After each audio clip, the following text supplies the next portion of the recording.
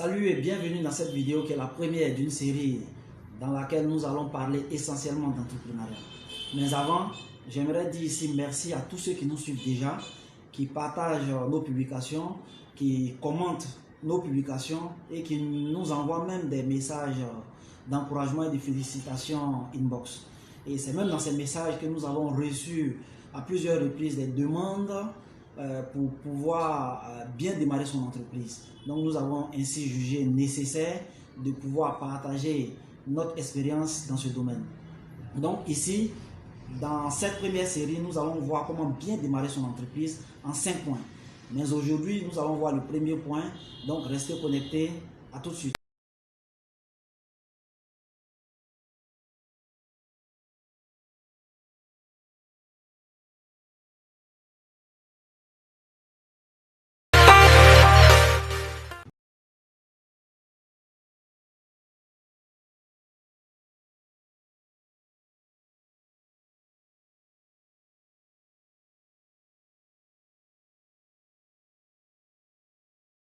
Il est important de procéder étape par étape. La première chose est donc de faire un bilan personnel afin de savoir quelles sont mes réelles motivations.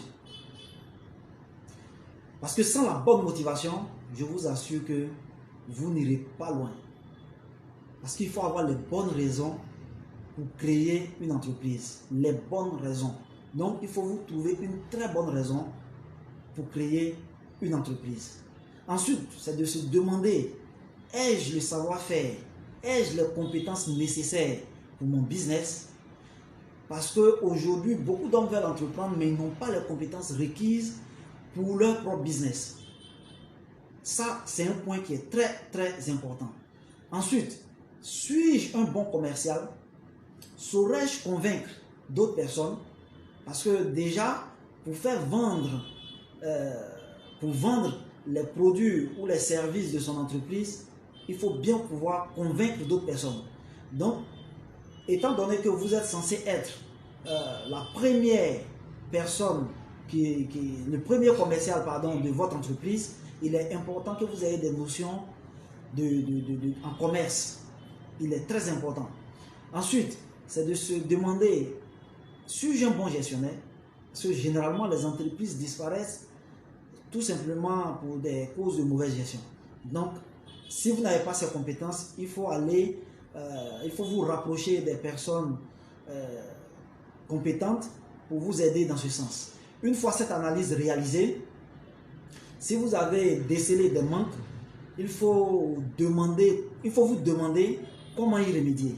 Moi, personnellement, quand j'ai fait mon bilan personnel, j'ai vu que j'avais un souci de compétences.